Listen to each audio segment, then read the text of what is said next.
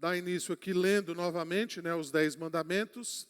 Eu vou pedir os irmãos aí que me ajudem na leitura, né? Os irmãos já tomaram café hoje? Tomaram? Teve cuscuz hoje, Walson? Teve não? Então a voz está fraca. Mas o ovo teve. Então tá bom. Vamos lá então, irmãos. Vou pedir para os irmãos lerem, por gentileza. Vamos lá? Então,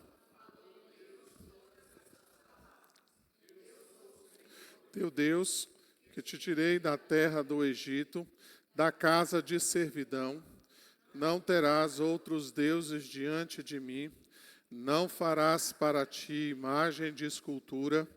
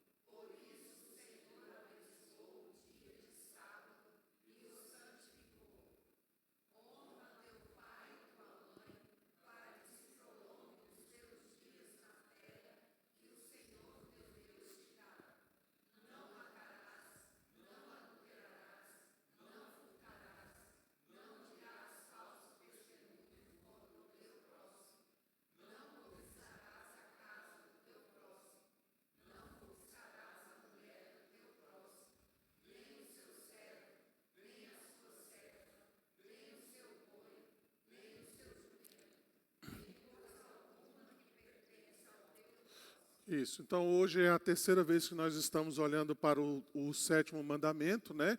Então o sétimo mandamento está aí no verso de número 14, também lá Deuteronômio capítulo 5, verso 18. Este é então o sétimo mandamento, tá? Não adulterarás.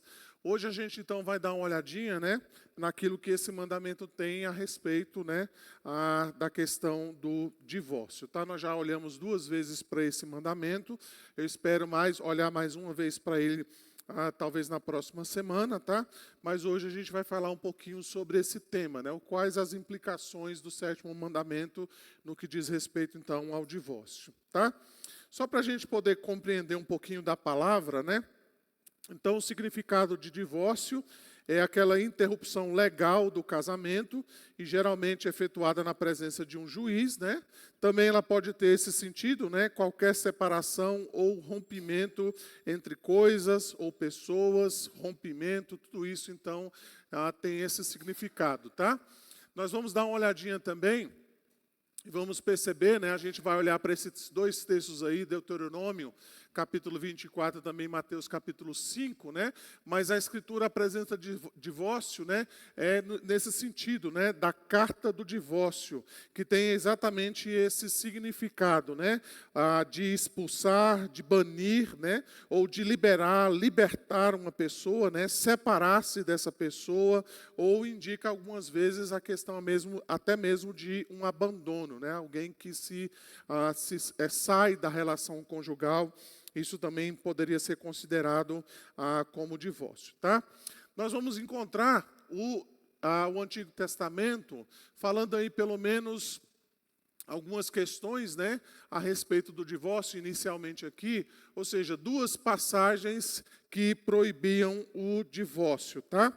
E também havia casos, né, em que o divórcio era uma coisa, digamos, imposta. A primeira passagem, então, que nós vamos encontrar está lá em Deuteronômio, capítulo 22, a partir do verso de número 13, nós vamos encontrar isso lá. E também nós não vamos ter tempo para ler toda, né, mas só para vocês darem uma olhadinha depois, né, Esdras capítulo 9 e 10, e também você vai encontrar Neemias. Mas vamos dar uma olhadinha, primeiramente aí, Deuteronômio capítulo 22. A partir do verso 13 diz assim: se um homem casar com uma mulher, e depois que coabitar com ela, a aborrecer, e lhe atribuir atos vergonhosos, e contra ela divulgar má fama, dizendo: casei com esta mulher e me cheguei a ela, porém não a achei virgem, então o pai da moça e sua mãe tomarão as provas da virgindade da moça e as levarão aos anciãos da cidade à porta. O pai da moça dirá aos anciãos: dei minha filha por mulher a este homem, porém ele a aborreceu, né? Ou seja, ele mandou ela embora. E eis que lhe atribuiu atos vergonhosos, dizendo: não achei virgem a tua filha, todavia eis aqui as provas da virgindade de minha filha. E estenderão a roupa dela diante dos anciãos da cidade, os quais tomarão o homem e o açoitarão, e o condenarão a 100 siclos de prata, e o darão ao pai da moça, porquanto divulgou má fama sobre uma virgem de Israel. Ele ficará sendo sua mulher, e ele não poderá mandá-la embora durante a sua vida. Tá? Então, os irmãos já entenderam aí, né, o contexto. Então, aqui é o contexto de um homem, né, que acusa aquela menina de não ser virgem. Né, ele descobriu isso depois que foi casado. Os pais conseguem provar que, na verdade, ela era virgem mesmo. Né, e aí, então, esse homem vai ser açoitado. Ele vai tomar uma surra, né, para aprender a não falar mal da esposa e difamá-la por causa dessa situação. Ainda pagou uma multa para os pais, né? E ele agora vai ter que ficar com essa esposa, né, durante todo o restante da sua vida. Mais um pouquinho adiante, né, nós vamos encontrar também o verso 28, vai nos dizer assim: se um homem achar moça virgem que não está desposada e a pegar e se deitar com ela e forem apanhados, então o homem que se deitou com ela dará ao pai da moça 50 siclos de prata, e uma vez que a humilhou, lhe será por mulher. Não poderá mandá-la embora durante toda a sua vida. Tá? Então, esses dois textos aí já no Antigo Testamento falam a respeito disso, né? E você vai encontrar também, como eu mencionei, casos em que o divórcio era imposto, lá em Esdras 9 e 10, e também em Neemias, que era o caso, então, de que o povo de Deus estava se casando com mulheres que não eram cristãs, né? E isso, então, trazia, obviamente, problemas, né, dificuldades para o próprio povo de Deus, e naqueles casos, então, tanto Neemias como Esdras, né, aconselhava exatamente que eles deixassem aquelas mulheres, porque elas serviriam, então, de tropeço para eles, né? Então, esse é o caso que a gente encontra nessas duas passagens, ok? Irmãos, para a gente entender esse assunto melhor, nós precisamos olhar 3 passagens importantes aqui nessa manhã, tá? Eu sei que o assunto é longo, né? Eu sei que o assunto tem muitas implicações, mas a gente precisa dar uma olhadinha em 3 passagens importantes, tá? A primeira delas, então, está lá em Malaquias capítulo 16, capítulo 2, o verso de número 16. Eu vou pedir os irmãos para lerem para mim, por favor, o texto. Podem ler lá?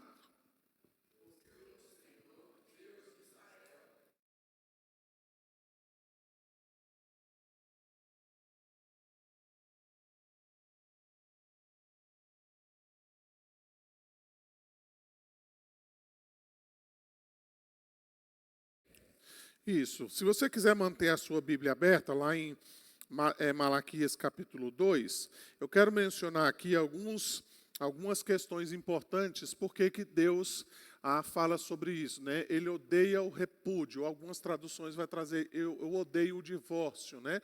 Eu odeio o abandono. Essa ideia que eu falei agora há pouco, né? Da pessoa, então, que manda embora a sua esposa, né? Geralmente era assim que acontecia, né? O marido mandava a esposa embora, tá? Então, primeiramente, nós vamos encontrar lá em Malaquias, o primeiro motivo, então, pelo qual Deus odeia o divórcio, é que Deus, então, ele foi a verdadeira testemunha do pacto feito entre os cônjuges. Você vai encontrar aí no verso 14, se alguém achou aí para mim, por favor, leia. Malaquias 2, o verso 14.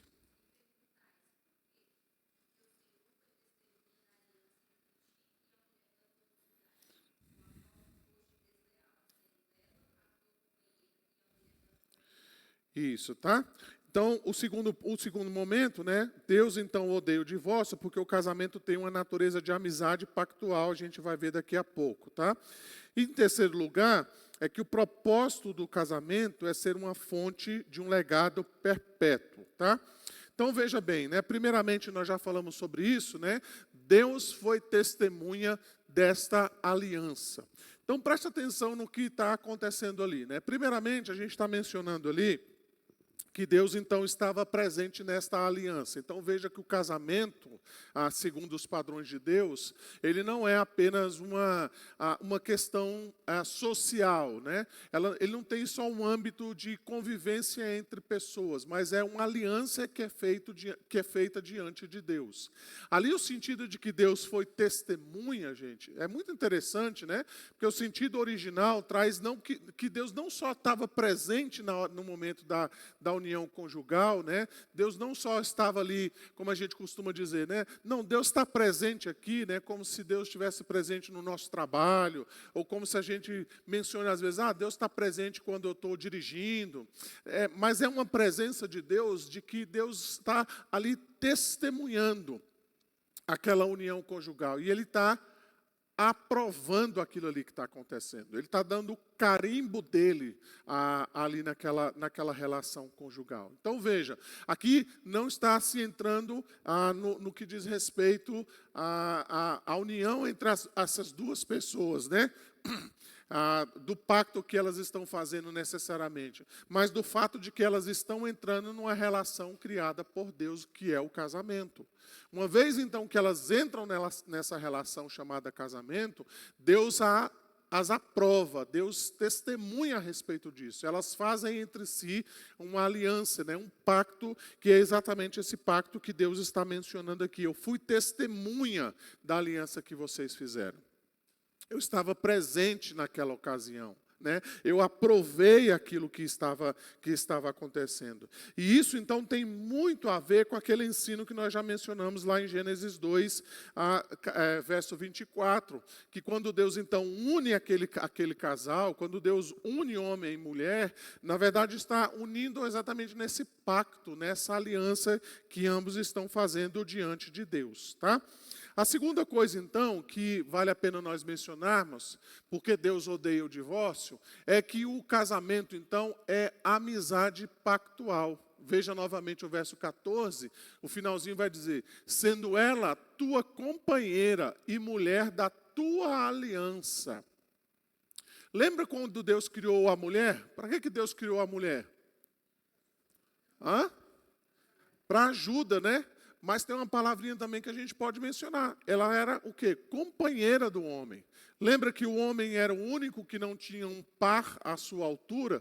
Alguém que pudesse estar de maneira idônea, né? Idônea tem a ver com essa questão, né? Não era equivalente, né? Não tinha os mesmos atributos, né? Não tinha a mesma equivalência que o homem, né?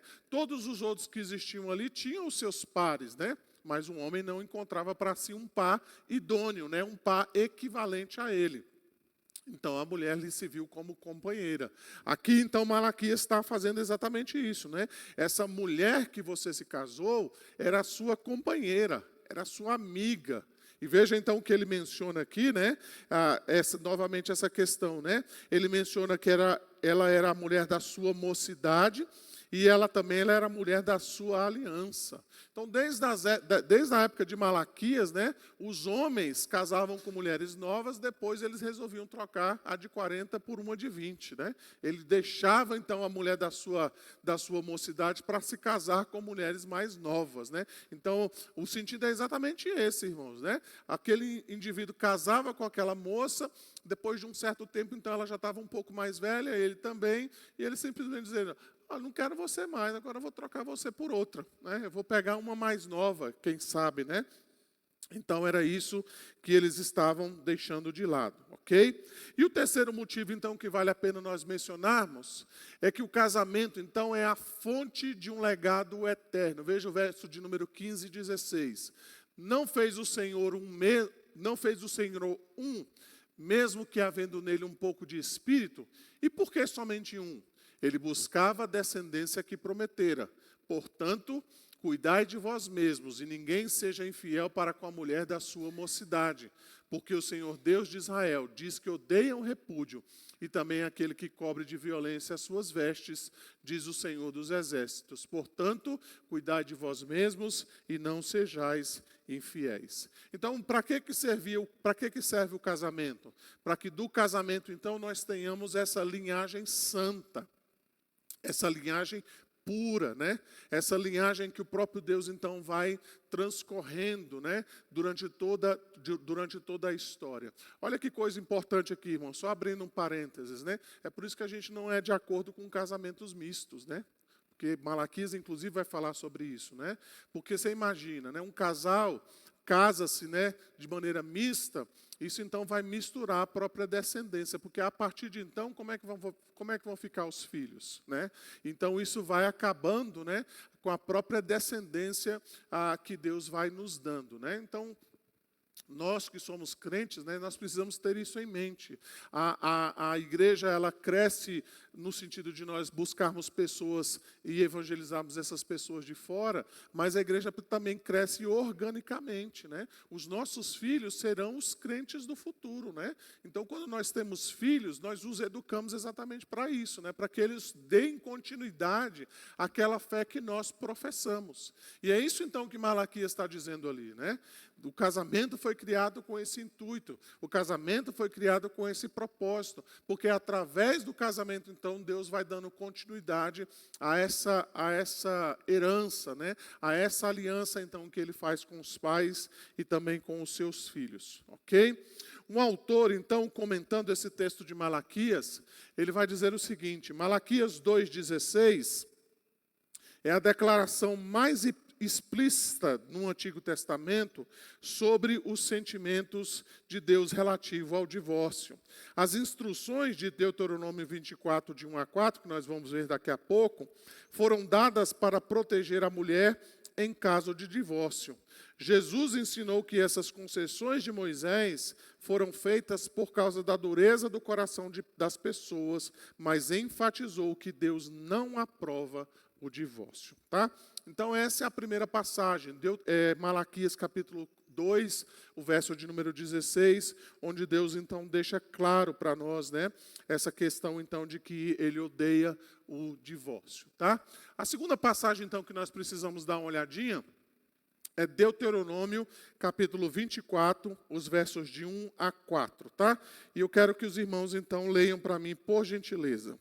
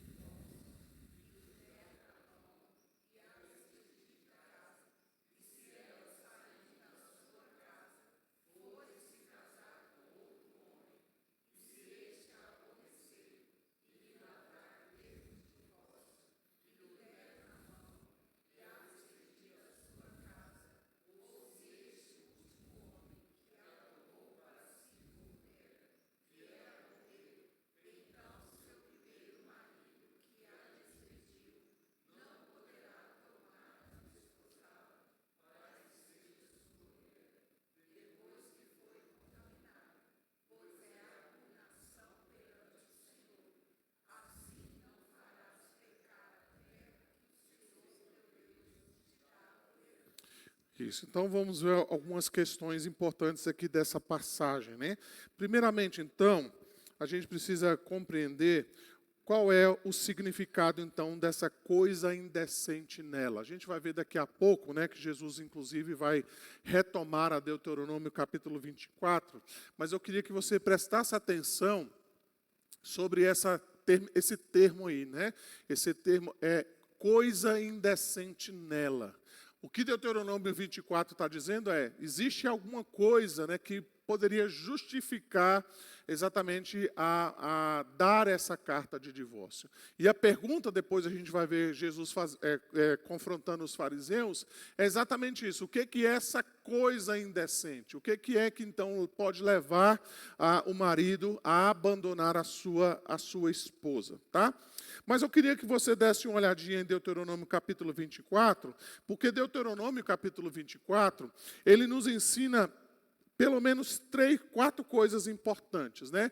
Primeiramente, então, o que a gente vai ver é que a ligação do primeiro casamento cria, então, um primeiro vínculo. Veja aí o verso de número 1, diz assim, se um homem tomar a sua mulher e se casar com ela. Então, ele está falando sobre essa questão do casamento, né? O casamento, então, o primeiro casamento, ele torna aquelas pessoas unidas, juntas, cria então esse primeiro vínculo. Veja que segundo Deuteronômio capítulo 2, o segundo casamento então cria um segundo vínculo. Veja aí o verso 2 vai dizer, e se ela saindo da sua casa for e se casar com outro homem, novamente então existe um segundo vínculo, uma segunda ligadura, né? Entre esse segundo casamento, né, essa mulher casando com esse segundo homem. A terceira coisa, então, que Deuteronômio vai nos ensinar, é que a melhor situação é que não haja coisa indecente e, consequentemente, não haja divórcio.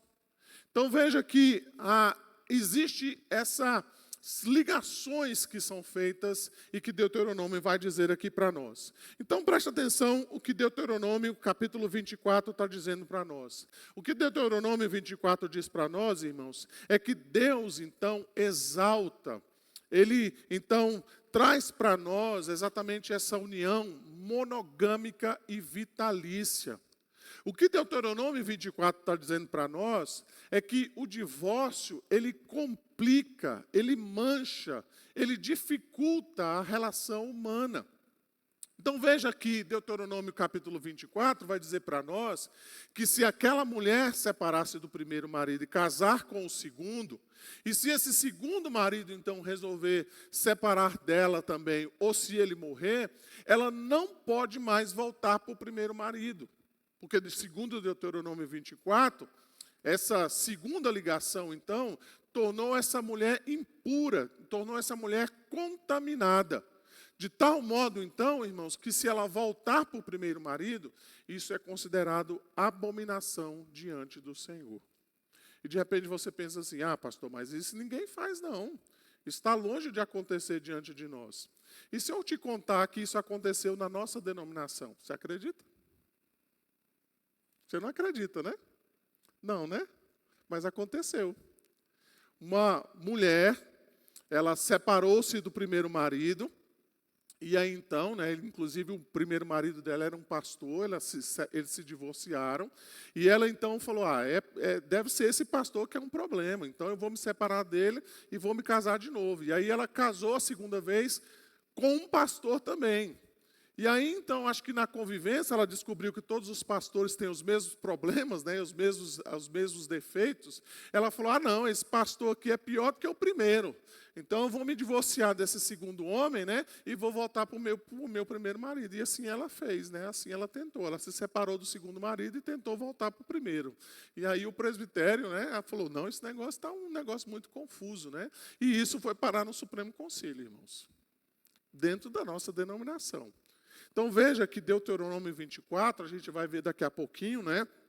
que os fariseus, inclusive, tentam usar esse texto para justificar o divórcio, Deuteronômio 24, ele dá para nós exatamente, né, aquilo que Deus sempre deu desde Gênesis.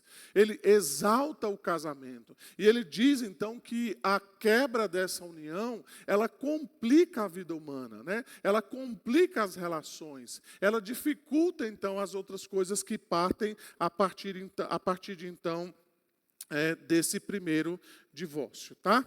Então vamos dar uma olhadinha na terceira passagem que eu quero olhar com os irmãos, que é Marcos capítulo 10, os versos 2 a 12.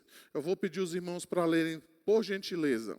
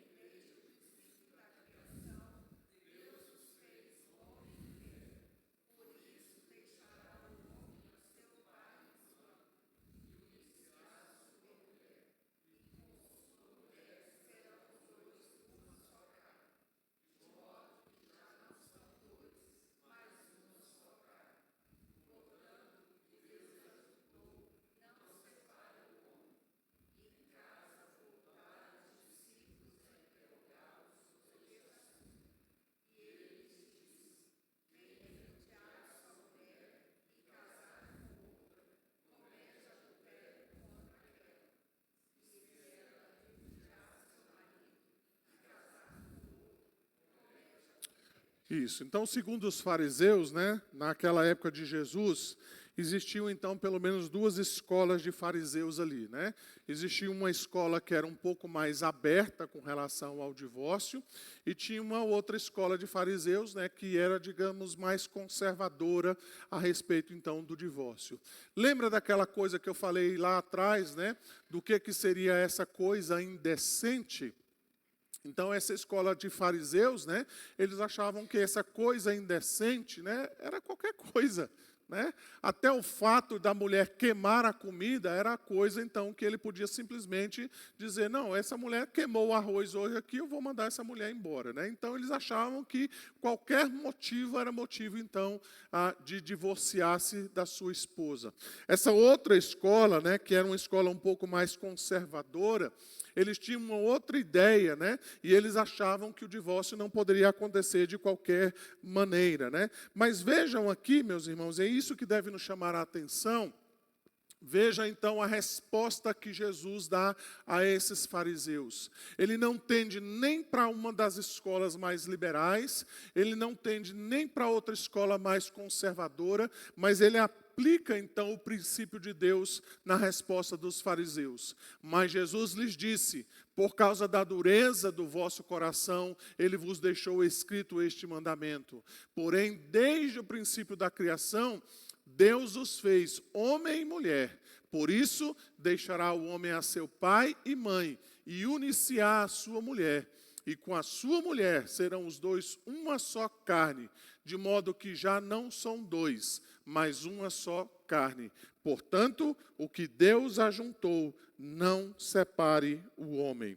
Se você der uma olhadinha também, lá em Mateus capítulo 19, os versos 3 a 12, que é a passagem paralela a essa que nós acabamos de ler, você vai ver que então no verso de número 9, Jesus aqui inclui, né, um motivo que nós vamos falar daqui a pouco, que seria um motivo razoável, vamos dizer assim, para divórcio. Ele diz no verso 9, eu porém vos digo, quem repudiar sua mulher, não sendo por causa de relações sexuais ilícitas, e casar com outra, comete adultério, e que casar com a repudiada, comete adultério. Então, Marcos capítulo 10, ele não tem essa expressão, por causa de relações sexuais ilícitas. Mas aqui, então, Jesus inclui essa cláusula aqui em Mateus capítulo 19, dizendo que um dos motivos, então, seria exatamente isso. A coisa indecente, lá de Deuteronômio capítulo 24, seria exatamente isso, né? As relações sexuais ilícitas. A palavra aqui no grego, irmãos, é a palavra porneia, né? Que você sabe muito bem os desdobramentos dessa palavra na nossa linguagem atual, né? Você sabe, então, que aqui se refere, então, a essas relações sexuais ilícitas, né? Não seria, por exemplo, só um adultério físico, né? Só uma consumação de um adultério, mas incluiria, inclusive, outras questões atuais, né? Que a gente pode mencionar isso daqui a pouco mais para o final. Então, Jesus menciona isso, né? De que a causa de Deuteronômio 24 seria exatamente a questão das relações sexuais ilícitas. Então percebam, irmãos, aquilo que os fariseus estão colocando diante de Jesus. Eles pegaram um versículo ali de Deuteronômio 24, onde então fala sobre a carta de divórcio, e eles disseram, é isso que nós precisamos para poder dar o divórcio para as nossas esposas. É isso que nós precisamos então para repudiar as nossas esposas. Moisés determinou, Moisés deixou fazer isso. E Jesus vai dizer, mas a causa não é, na verdade, a carta do divórcio. A causa realmente é a dureza do coração de vocês. É isso que então leva os cônjuges a se divorciarem. Mas veja, irmãos, os fariseus pegam uma vírgula, eles pegam um versículo e eles querem aplicar para o seu coração endurecido. E é assim que a gente faz às vezes, não é? A gente pega um versículo da Bíblia, a gente pega ali uma interpretação, a gente às vezes tira a passagem do contexto, porque a gente quer aplicar para aquilo que nós desejamos, para aquilo que nós queremos, para aquilo que nós achamos que é a verdade para a nossa vida, para aquilo que nós achamos que é importante para nós, quando na verdade isso revela somente a dureza do nosso coração, tá? Deixa eu caminhar então aqui. Então você vai ver que Deuteronômio 24, ele não deve ser usado como os fariseus no tempo de Jesus o fizeram, para justificar a prática do divórcio e do recasamento. O texto é descritivo e regulamentar, não normativo e prescritivo. O discurso de Jesus em Mateus deixa isto mais que claro. Todo divórcio constitui um contrassenso da imagem de Deus no casal e uma derrota. Por quê? Porque Deus uniu esse casal. E agora, então, por causa da dureza do coração deles, eles estão desfazendo aquilo que Deus fez desde o início, né? Para que eles dois, então, se tornassem uma só carne, né? O pastor David Merck, ele trabalha inclusive com o Ministério de Famílias, lá no Palavra da Vida. Ele fala o seguinte, quando se compara os ensinos de Jesus com os de Gênesis e Deuteronômio, chegamos à conclusão de que Deus faz de tudo para proteger o casamento, mas que o pecado humano complica tudo. O coração humano precisa de uma obra sobrenatural da graça de Deus para reverter os efeitos do pecado e transformar dureza em beleza. Só por Jesus o casamento pode voltar para Gênesis e não para Deuteronômio. Ok? Para a gente partir aqui então para os finalmente, irmãos, há situações então em que a Bíblia aceita o divórcio. Você viu que o aceita ali foi a única palavra que eu achei, né? Mas será que a Bíblia tem alguma coisa que aceita o divórcio, né? Então, duas coisas precisam ser mencionadas, né? A primeira, então, que nós já mencionamos, é isso, né? A primeira delas, então, está lá no caso de porneia, né? Lá em Mateus 5,32, eu quero que alguém leia para mim, por favor. E alguém, por gentileza, 1 Coríntios, capítulo 7, a partir do verso de número 10. 32.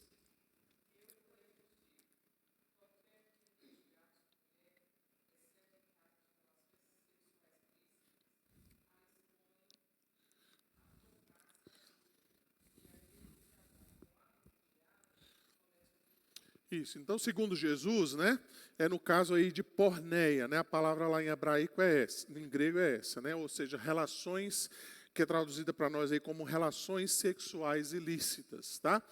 Então, esse seria um motivo, digamos assim, aceitável, razoável, para que então uma pessoa possa pedir o divórcio, tá? Então essa inclusive é a posição oficial da Igreja Presbiteriana do Brasil, né? Então a Igreja Presbiteriana do Brasil aceita o divórcio neste caso, né? Se um dos cônjuges ou se os cônjuges acabarem então nessa questão das relações sexuais ilícitas, tá? Aí, irmãos, não tem a ver só com o adultério consumado, como eu acabei de mencionar, tá?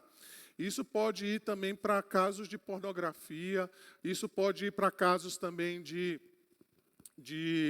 relacionamentos virtuais, né? Então, às vezes, não houve uma consumação do ato, né?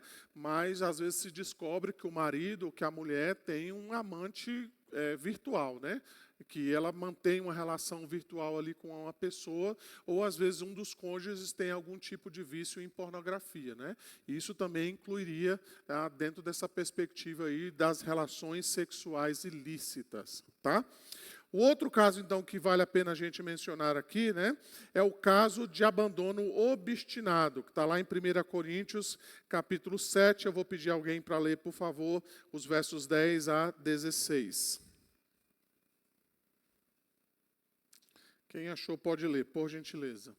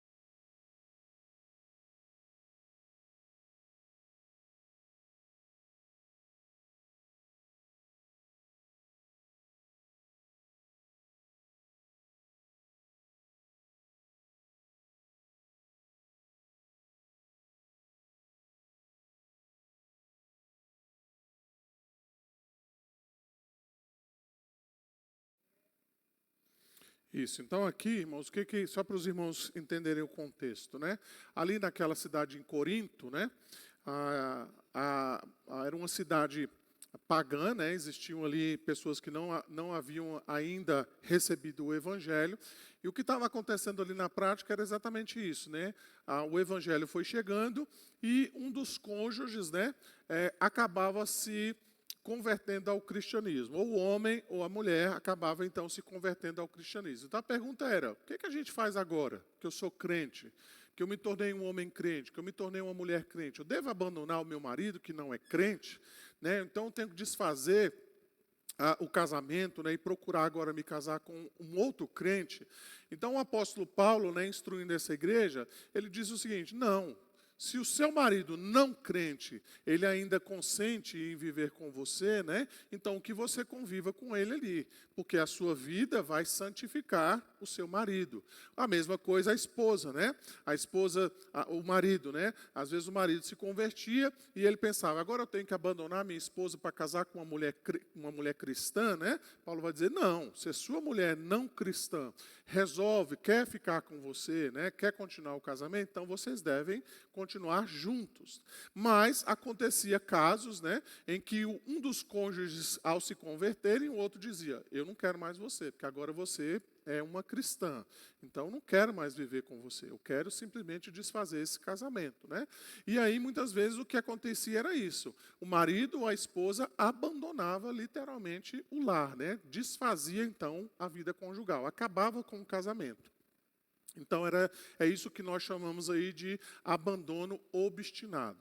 Então veja bem, irmãos, aqui nós estamos falando de pessoas que não eram crentes e um dos cônjuges se converter. A gente não está falando aqui de julgo desigual, tá? Nós estamos falando de duas pessoas que não eram crentes e uma delas se converteu ao cristianismo. Mas às vezes isso acontece até entre cristãos, tá? Às vezes até mesmo um casal de crentes, um dos cônjuges, por algum motivo desconhecido, ele simplesmente resolve ir embora de casa. Ele fala: eu não quero mais, eu vou embora. Ele pega as coisas dele, ele dá tchau para a família e vai embora. né? E ele abandona mesmo a casa, ele abandona a família, ele abandona a esposa, os filhos, e ele simplesmente vai embora, né? Então ele é visto, inclusive, diante da igreja como um incrédulo. Porque, veja, aqui é a atitude de um incrédulo, né? É o incrédulo que não quer viver com a pessoa crente. Então, o marido ou a esposa crente que abandona a família, né, que diz, eu não vou mais, não quero mais, ele, inclusive, no âmbito da igreja, ele é tratado como um incrédulo, né? Porque isso é uma atitude de incrédulo. Então, às vezes, isso também pode acontecer. Agora, vejam, irmãos, uma coisa que eu preciso mencionar antes da gente passar aqui para os finalmente. Isso não quer dizer que, quando essas coisas acontecem, imediatamente tem que acontecer o divórcio. Tudo isso aqui é tratável. Tudo isso aqui é contornável. Mesmo cônjuges, né, que passaram por um adultério ou por relações sexuais ilícitas, eles podem ter o seu casamento restaurado. Mesmo casais em que um dos cônjuges está decidido a abandonar o lar, isso tudo pode ser revertido com a graça de Deus, com a misericórdia de Deus, com o amor de Deus, com acompanhamento pastoral, com aconselhamento, tudo isso então pode ser feito, né? Os cônjuges certamente vão ter que abrir mão de certas coisas, vão ter que reconsiderar então a sua vida conjugal, vão ter que refazer a sua vida dentro do lar, né? Provavelmente existem dentro desses contextos aqui muita mágoa, muita chateação, muito aborrecimento e por aí vai. Então eles vão precisar inclusive de restauração no que diz respeito ao perdão mútuo, né? Eles vão precisar então da graça de Deus, certamente, para que isso não aconteça. Mas mesmo quando situações dessas aqui acontecem, até mesmo dentro da igreja, isso não quer dizer que elas podem imediatamente partirem para um divórcio. Há meios, então, de nós evitarmos isso, né? Há meios, então, de Deus restaurar essas questões todas. Porque no final das contas, irmãos, no final de tudo, né, a gente precisa se lembrar das palavras de Jesus. É a dureza do nosso coração, né? Ela é a causa final quando há um divórcio, né? É a dureza do coração do homem que leva, então, a essas questões. Volto a dizer, tudo isso, então, pode ser tratado, né? Tudo isso pode ser consertado, tudo isso pode ser restaurado segundo a graça e a misericórdia de Deus, tá? Então esses seriam os dois casos, né, em que inclusive a Igreja Presbiteriana do Brasil aceitaria um divórcio, né? Então o que a gente menciona lá, inclusive a Confissão de Fé vai falar sobre isso, né? A parte inocente, não sei nem se tem, né, parte inocente, mas é assim que a Confissão de Fé fala, né? A parte inocente, no caso, por exemplo, de relações sexuais ilícitas, né? A parte inocente ela pode contrair um novo casamento. E a IPB então adota essa mesma interpretação, né, de que a parte inocente ela está livre para ter um novo relacionamento conjugal, tá? Então, só algumas considerações finais. Então, primeiramente, irmãos, à luz desses ensinos, e mesmo diante da dureza do coração humano, os cristãos não devem incentivar nem apoiar o divórcio.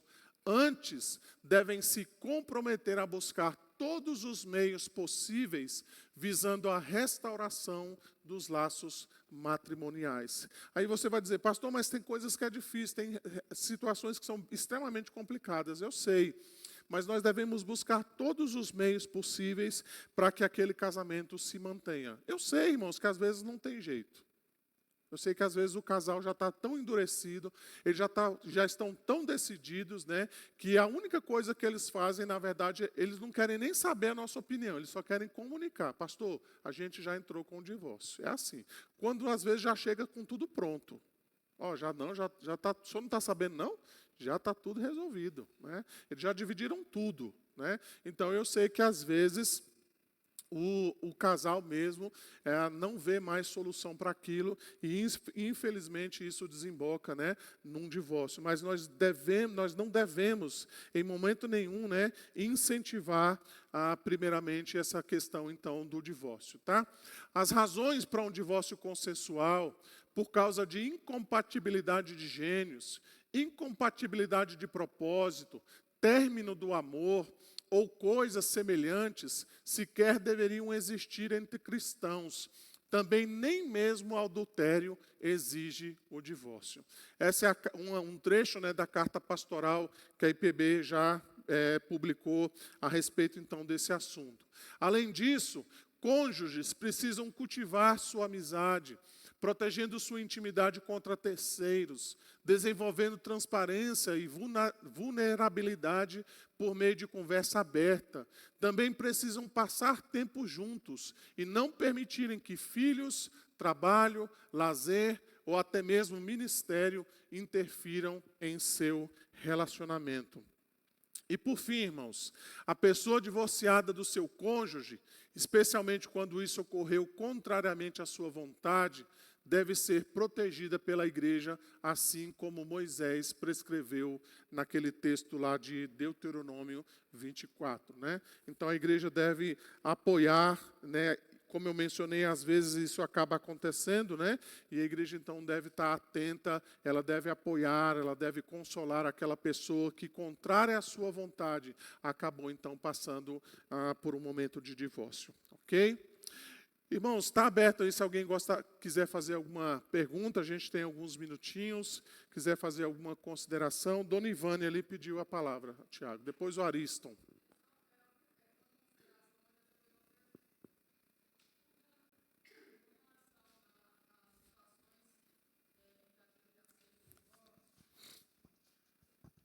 Com relação a essas considerações em que a Bíblia aceita o divórcio,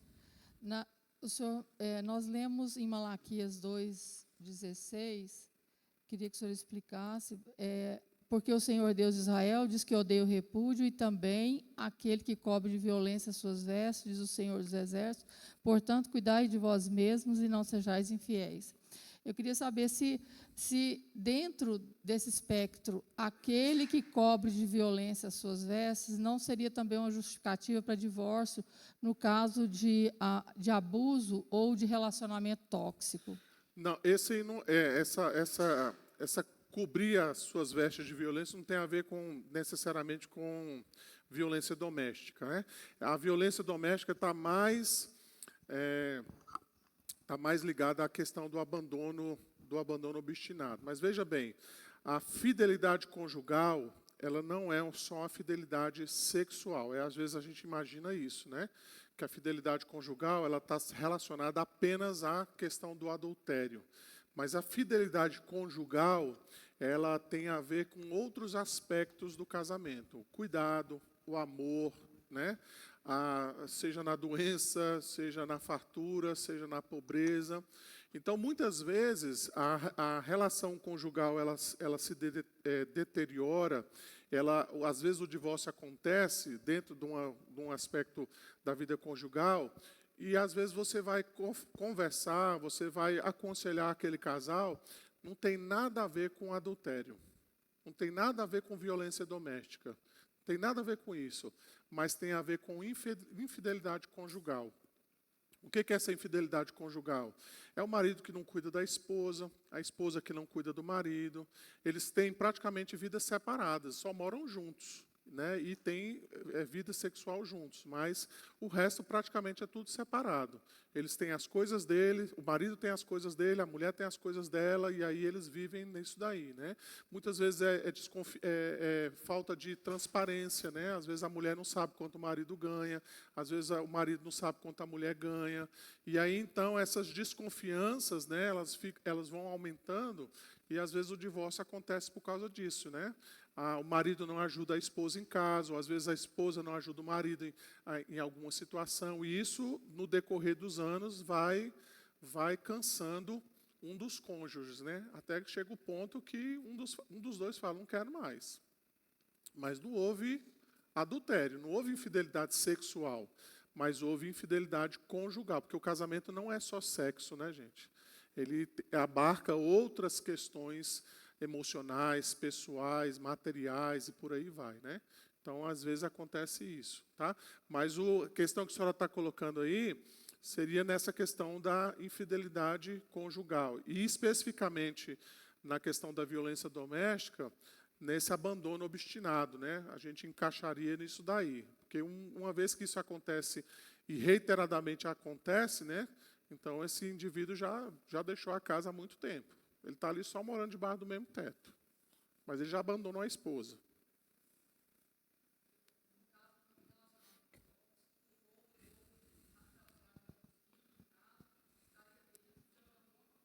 É, abandono obstinado.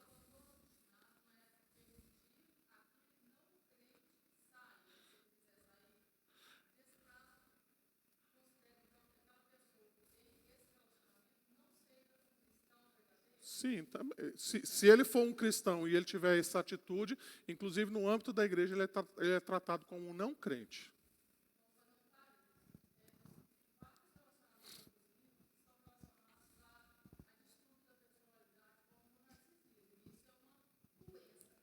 Aham.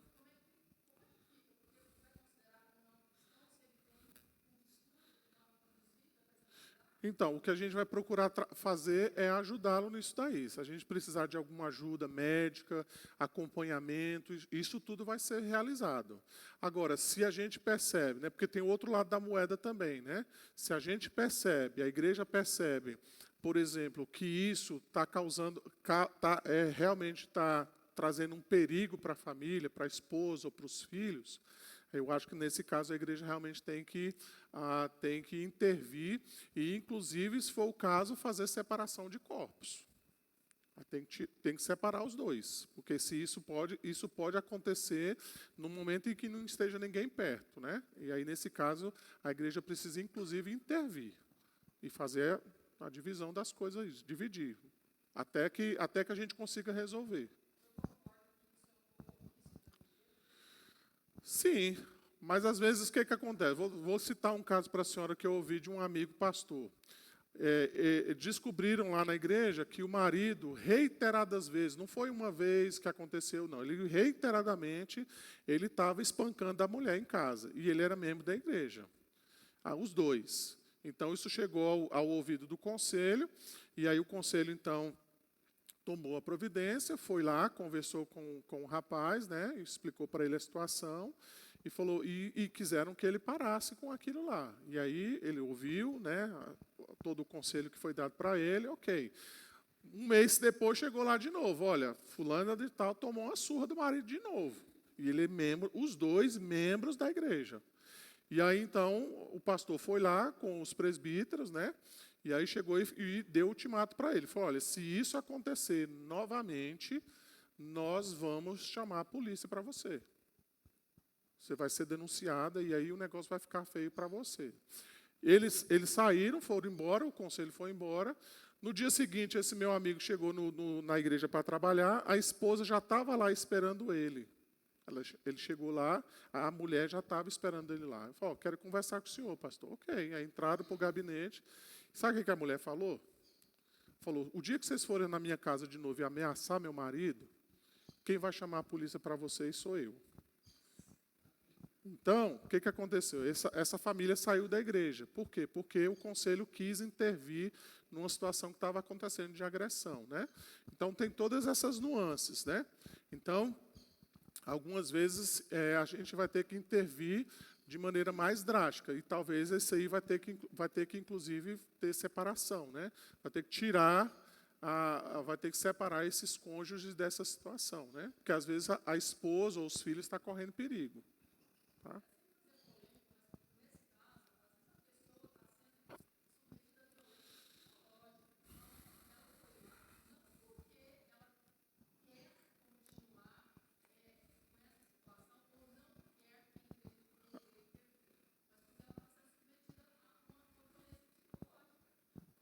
Sim, no caso dela, eu não sei, porque ela mesma quis sair, eles decidiram sair da igreja. Eles fecharam a porta para a igreja, né? Para não querer mais. Sim. Sim. Aham.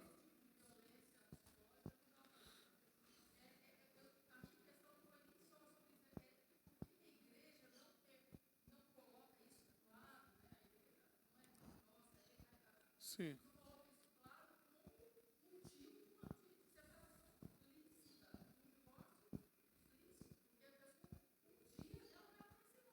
Sim, eu entendo a situação da senhora.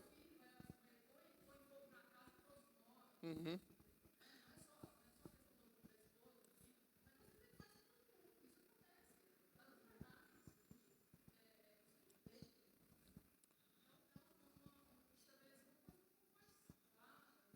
É.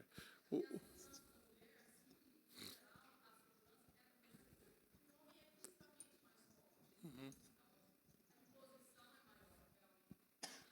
é,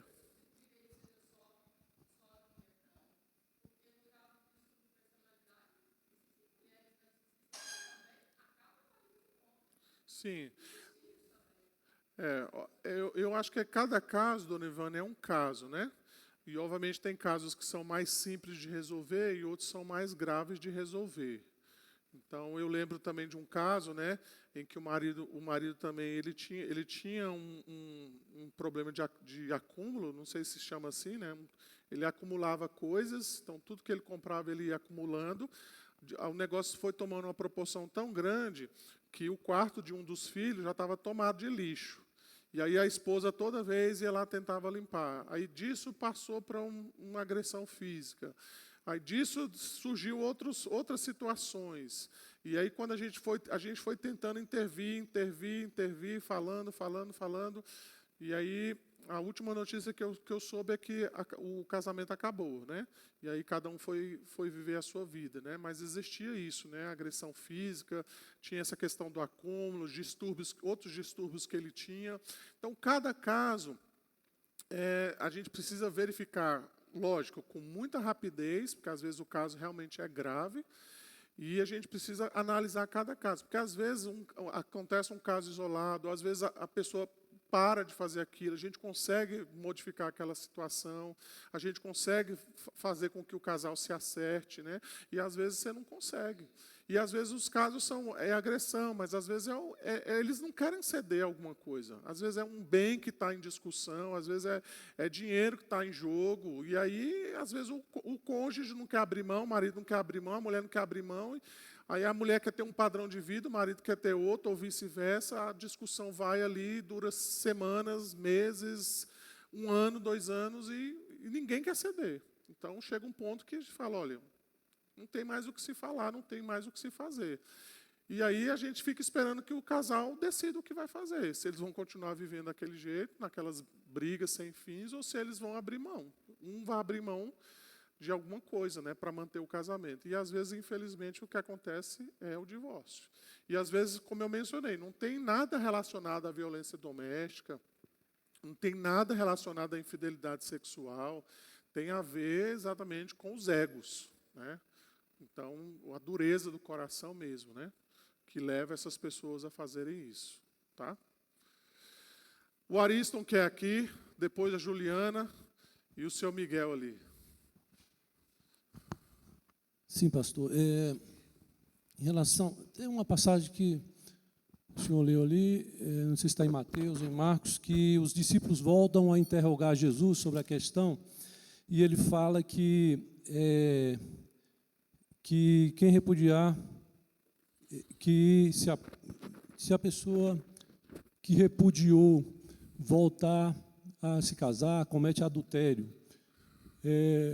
Aí dá a entender que o repudiado não cometeria adultério. Parece que vem ao encontro do que está na confissão de fé, que fala que a parte inocente pode casar de novo. Queria saber primeiro se é isso mesmo, se o repudiado, então, ele não comete pecado se ele voltar a se casar. E o outro comete pecado, o outro está em pecado, se voltar. Nós temos milhares na vida real que se casaram de novo.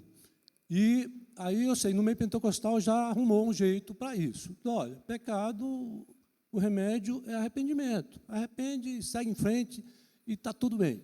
E aí eu pergunto, esse pecado...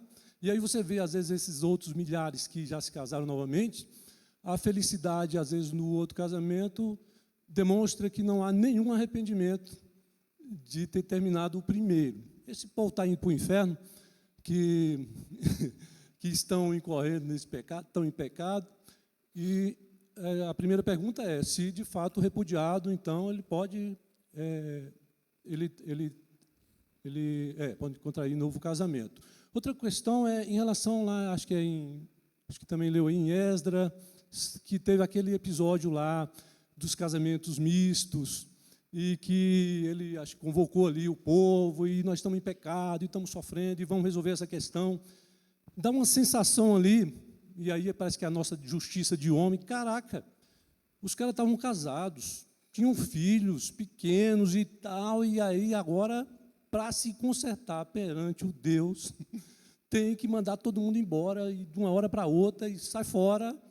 Então, assim, eu sei que eu estou olhando aqui do olhar de uma justiça humana, que é trapo de imundícia, humana, mas salta assim aos olhos, parecendo uma injustiça tremenda. E aí é um casamento misto, parece. E hoje também temos, às vezes a pessoa está na igreja e ela casa com um incrédulo.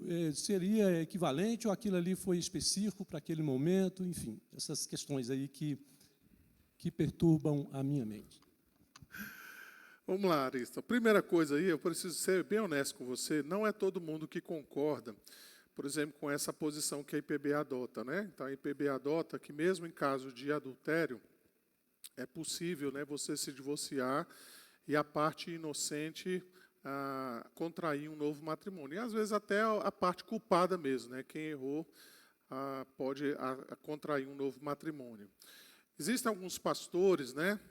Dentre eles aqui eu me lembro, acho que John MacArthur, ele tem essa posição, o John Piper tem essa posição, acho que o Paulo, como é que Paulo, alguém me ajuda aí? Esse pastor é o famoso aí da internet, Paulo Júnior, obrigado, Tiago. Paulo Júnior acho que tem essa posição também. Qual é a posição? Eles acreditam que a única coisa que pode justificar um novo casamento é a morte de um dos cônjuges. Então, vamos lá na prática. Se alguém resolveu se divorciar por qualquer motivo, até mesmo por causa de relações sexuais ilícitas, eles entendem que você não pode contrair um novo matrimônio. Você só pode contrair um novo matrimônio se aquela pessoa, então, morrer. Você só perde a ligação com aquela pessoa se ela, de fato, morrer. É a morte que desfaz a união conjugal. Nem mesmo uma relação sexual ilícita não desfaz, só a morte, né? Então, eles acreditam nisso. Talvez é uma posição radical, né, para alguns. É algo a ser considerado, né, pensado. Esse é um assunto que eu penso que é um assunto discutível ainda no âmbito eclesiástico, né? Porque a gente vê que isso tem tomado proporções, até mesmo dentro do meio evangélico, em que pessoas se divorciam, casam de novo, se divorcia, casa de novo. Essa semana eu estava conversando com alguns amigos pastores, né, no grupo que eu faço parte do Life on Life, e aí um colega lá citou que tem um pastor lá da região dele lá que já está no quinto casamento, né? Então, até entre pastores você tem visto isso, né? Eles separam, casam e casam de novo. Então, é algo que a gente talvez precisaria discutir isso novamente. Mas hoje, o que acontece, né? A gente precisa verificar também caso a caso, né? Caso a caso. Por que houve esse divórcio? Foi o quê? Foi relação sexual ilícita? Qual foi o motivo, então, que levou esse casal a divorciar-se? E uma vez que se divorciaram, como é que eles vão agora casar de novo? Com quem que a mulher vai se casar? Com quem que esse marido vai se casar? Vão se casar dentro do âmbito da igreja? Fora da igreja? Vão para outra igreja? Então, veja que o divórcio, irmãos, ele complica a nossa vida, né? Ele complica até no âmbito da igreja, porque uma vez que, vamos imaginar, né, que João e Maria, nessa igreja, se divorciam. A pergunta é, João e Maria vão ficar na igreja? Né? Eles vão permanecer? Não vão, pastor, eles não vão permanecer porque João não vai conseguir olhar para a cara de Maria. Aí vamos supor que os dois saiam da igreja. Você praticamente perdeu o vínculo para fazer o acompanhamento. Então, você não sabe como é que eles vão contrair essa segunda relação conjugal, né? Como é que eles vão dar conta disso mais adiante.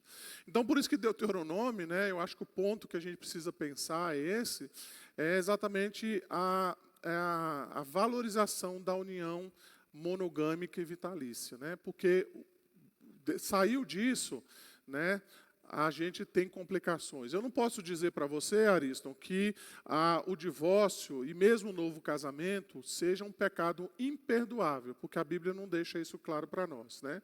Se uma pessoa se divorciou e ela casou de novo, mesmo que ela tenha provocado o divórcio, ela pode ter se arrependido, pode ter se casado de novo, e nesse segundo casamento ela seguiu o resto da vida dela. Ela aprendeu a lição, ela se arrependeu do que fez, ela abandonou o pecado que ela cometia e que levou ao primeiro divórcio. E, às vezes, no segundo casamento, ela vai levar o resto da vida daquele segundo casamento, né? Às vezes, esse segundo casamento vai repetir os mesmos problemas do primeiro. E, às vezes, vai repetir isso no terceiro, vai se repetir no quarto, né?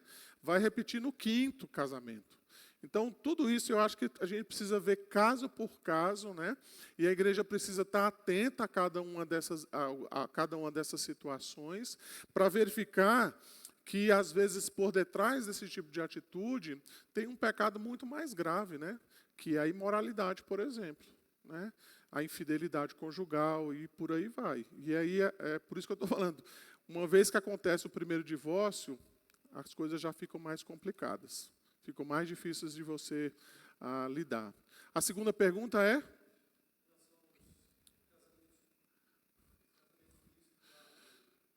Então, veja, lá em Esdras e Neemias, veja bem, o casamento misto, ele não era só uma união conjugal, física, mas ele unia famílias, crenças, ritos e por aí vai. Então, o casamento misto, o que acontecia?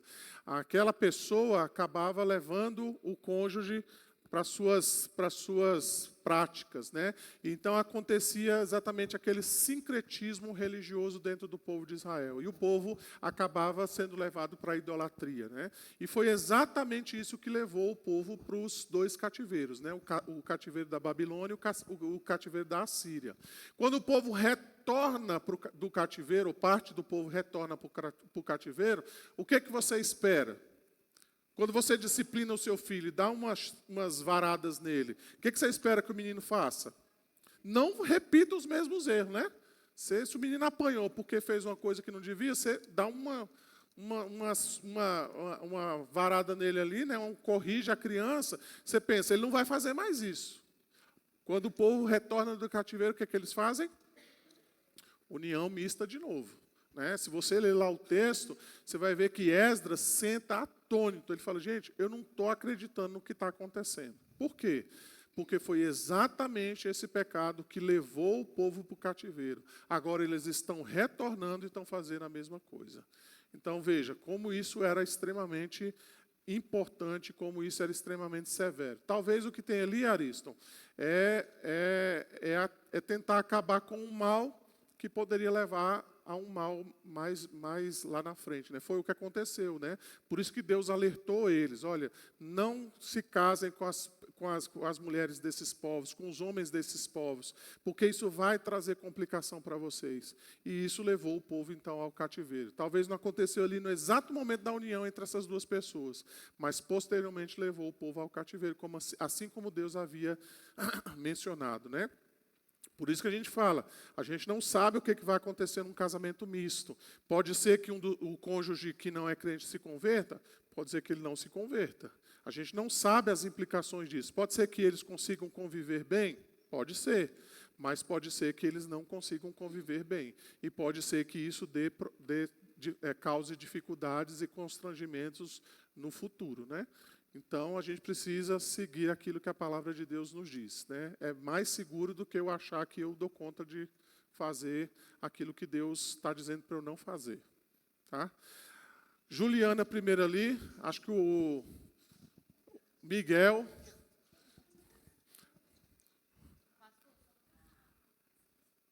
Mas tem que falar no microfone para o pessoal de casa ouvir.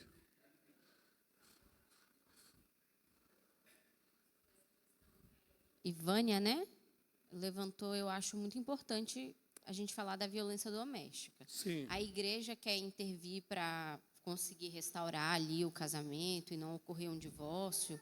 Tudo bem, não foi possível isso, a gente vai se omitir em comunicar, em fazer uma denúncia de algo que é ilegal, que é um crime?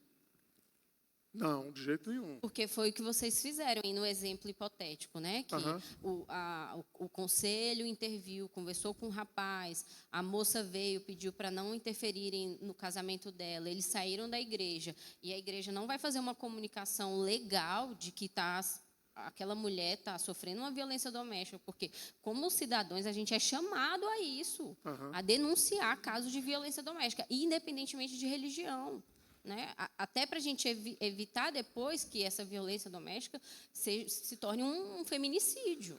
Veja bem, eu não sei se houve isso posteriormente. A minha história foi até o fato deles abandonarem a igreja. Né? Eles disseram, não queremos que vocês interfiram na nossa vida conjugal. E aí ela, assim... aí eu não sei se houve essa comunicação. Eu tenho que ser honesto que eu não sei se houve.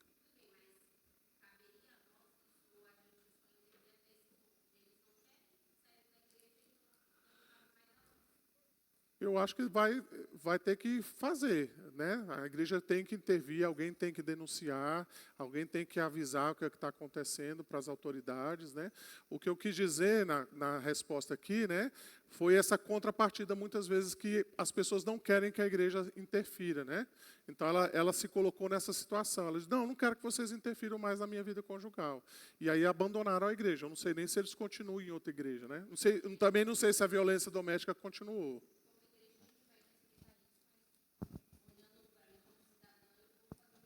Sim.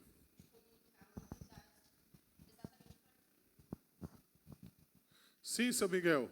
Sim, eu tive alguma experiência, que eu trabalhei 10 anos em vara de família, convivi muito lá em Brasilândia, pessoas humildes e tal, e na Bíblia fala muito a questão da infidelidade. Mas olha só, isso deve estar lá pelo 10º lugar o motivo de divórcio por isso. Até porque O hoje... senhor fala em infidelidade sexual, né? Quanto ao adultério, né? Sim. Há muito tempo que deixou de constar no motivo de divórcio a causa da separação. A lei hoje não exige mais isso. Então, a pessoa pode chegar lá, divorciar, não precisa dizer por quê. Então, isso aí até dificulta a estatística. Mas a última que fizeram em São Paulo, o primeiro lugar de causa de divórcio estava sendo questões financeiras. Nós estamos no mundo com mudanças e tais.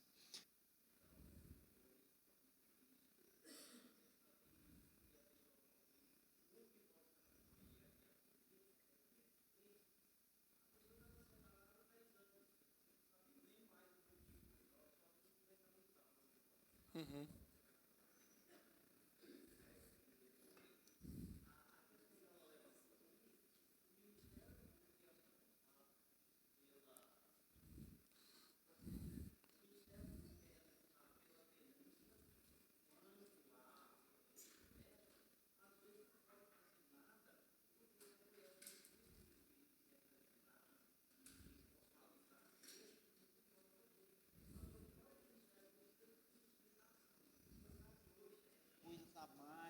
Aham.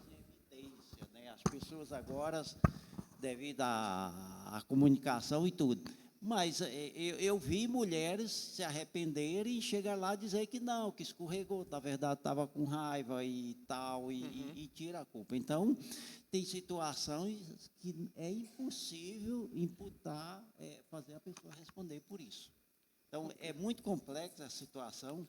Sim. Acompanhei isso muito de perto, trabalhei nessa parte muitos anos, e tem situação que é muito difícil. Só mesmo a questão de fé e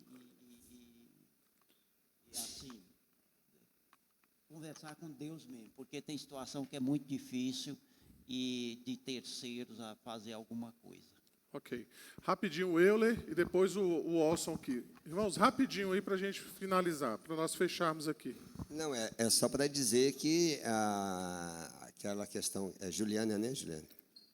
Juliana colocou, o dever de fazer uma denúncia de violência doméstica é de todos, né? Agora, a igreja o pastor estava comentando, Juliana, sobre a postura da igreja com relação àquele casal em termos de membresia, em termos de disciplina, tá certo? Isso não esvazia ou não diz que não vai tomar uma outra atitude, tá? Eu concordo com você, sim, que é um dever não só da igreja, mas de toda a comunidade de fazer denúncias de coisas ilícitas, tá? Só isso. Ok, rapidinho, Olson, para a gente fechar, irmãos, a última participação. Pastor, Sim. rapidinho aqui mesmo. Só um primeiro comentário, assim, da importância de a gente, quando lê o Antigo Testamento, interpretar à luz do Novo Testamento, como o senhor sempre faz aqui, fez hoje, aquela carta de divórcio, né? Ali, como o senhor bem falou aqui, citou os versículos, é por causa da dureza do coração do homem, né? Aí, esse tema realmente é um tema polêmico. Eu entendo, enfim, é lógico que a gente aqui procura, independentemente do que a gente acha, para ver se a gente tem fundamento, né, na nossa regra de fé e prática, que é a Bíblia, né, que a gente quer atender, que isso agrada a Deus, né, guardar os mandamentos e temer a Deus. Mas esse tema, sobre o que as irmãs colocaram aqui, é um tema realmente contemporâneo não, sempre existiu, né, e é polêmico. Eu entendo que numa situação como essa, né, que a gente vê ali de violência doméstica, né, que a gente, o papel inclusive na documentação da própria IPB, coloca esse papel para o conselho, né? O conselho, diante, né, tomando esse conhecimento, eles não dão uma orientação assim mais geral para cada caso, como o senhor falou, né?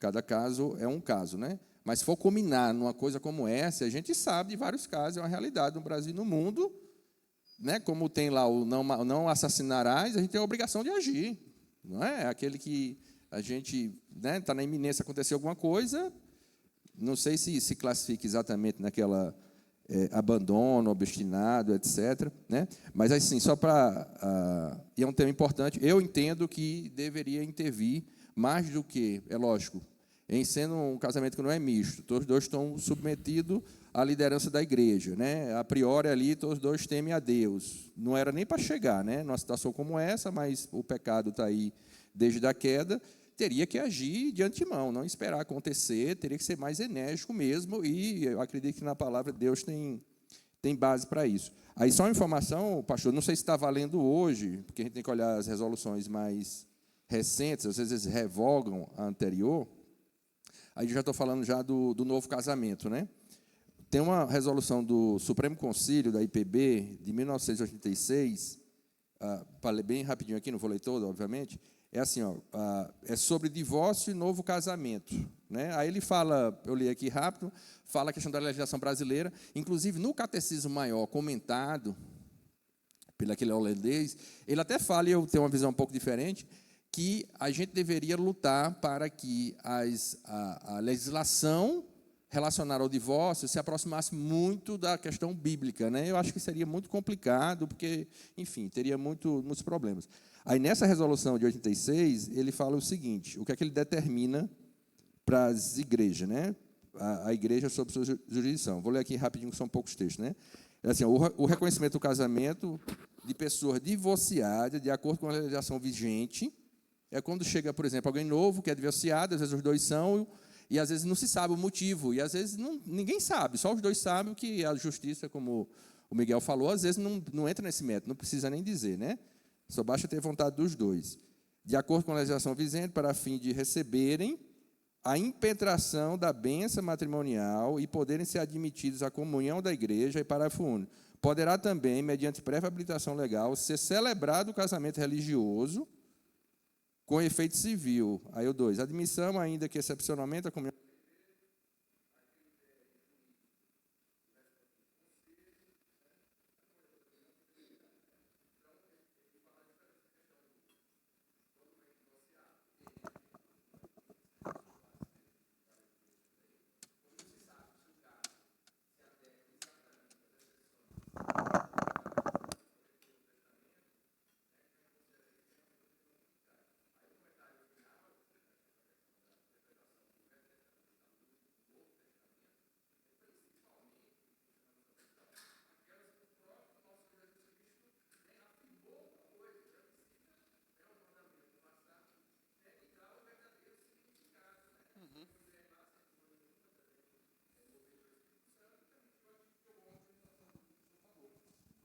Aí, para finalizar, tem um comentário do pastor Augusto Nicodemos, que ele fala, nessas comparações, né, de divórcio no mundo crente, né, e fora dele, às vezes o percentual é muito próximo, não sei quanto é que está hoje, no que pese, né, que o casamento é um mandamento, né, do crescer e multiplicar-vos, dado a quantidade de divórcios que tem, inclusive no mundo cristão, às vezes o pessoal está casando demais. Sim. Se for para casar, para separar, não está maduro, e não estou nem falando de casamento misto, né? Então, a opinião dele é essa, eu concordo, porque, né, às vezes está se banalizando. Mas, como o senhor falou aqui, a questão do casamento, não é que a gente vá, não é que a Bíblia, nem Nosso Senhor Jesus Cristo, nem Deus está forçando ser um casamento lá que não eleva o nome de Deus, que não honra, não glorifica. Ele não quer que mantenha esse casamento, ele quer a santidade do casamento, como a gente viu, né? Então, aqueles casamentos tumultuados, ali Deus já está fora da equação há muito tempo, e, às vezes, né, vai se adequar, não aquele do adultério, como foi falado, o homem tem vários motivos, né, para ter inclinação no coração, vai naquele abandono mesmo. Eu entendo que um marido que espanca uma mulher, ele está abandonando a mulher há muito tempo. Né? O amor já foi embora, e o amor a Deus e o temor a Deus foi embora há muito tempo.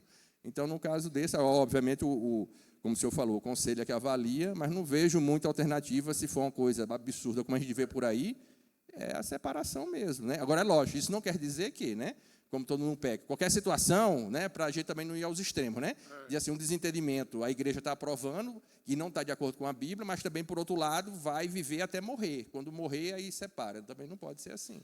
Então, esses assuntos, irmãos, eles são, às vezes são delicados, né? Mas eu penso que eles são extremamente importantes, né, no que diz respeito à igreja, porque nós lidamos com isso o tempo todo, né? Às vezes você tem alguém da sua família que está pensando em divorciar-se, alguém que está passando crise conjugal, você tem, às vezes, na sua família, pessoas que estão sofrendo por causa disso, e a gente precisa trazer conselho, precisa trazer entendimento a essas pessoas, precisa motivar, então, essas pessoas a repensar. Agora, você imagina, né? Se, de repente, tem um casal lá na sua família que está querendo se divorciar, e chega lá você que é o crente e fala, não, você tem que fazer isso mesmo, você tem que ser feliz. Larga esse homem, larga essa mulher e vai para frente, né? Então, a gente precisa pensar nisso, né? Nós precisamos pensar nesses assuntos exatamente para que nós, né, tenhamos as respostas que o mundo caído precisa, né? Que são as respostas do Evangelho, que são as respostas da graça de Deus. Não estou dizendo com isso, irmão, só para eu finalizar, que a gente vai resolver os problemas das pessoas, ou nós vamos com isso resolver os problemas do mundo e as pessoas vão parar de se divorciar. Mas, pelo menos, de alguma maneira, nós nos mantemos firmes naquilo que o Senhor Jesus menciona na sua palavra, e nós, então, colocamos a sal, né, nesse mundo. Nós trazemos luz a essas trevas que estão por aí, né? Agora, se a própria igreja é incentivadora, se a própria igreja tem esse número altíssimo de divórcios, como foi mencionado, a gente, então, precisa rever realmente onde nós estamos e se, de fato, nós estamos comprometidos com o Evangelho de nosso Senhor Jesus Cristo. Volto a dizer, não estou dizendo que com isso vai acontecer aqui e acolá alguém que possa se divorciar. Não estou dizendo com isso, irmãos, que o divórcio é um pecado imperdoável, que a pessoa que se divorcia por algum motivo é a pior pessoa do mundo. Nada disso. Mas a gente precisa reafirmar, essa não é a vontade de Deus, né? Deus não aprova isso. E aí a gente vai tratando cada pessoa em cada caso, de acordo com a graça de Deus, ministrando transformação e cura para essa pessoa, né? A fim de que essas coisas não se repitam, né? A fim de que essas coisas não sejam levadas assim, como quem diz, né? Está tudo certo, não tem problema nenhum, Deus aprova e a gente carimba isso daí, ok?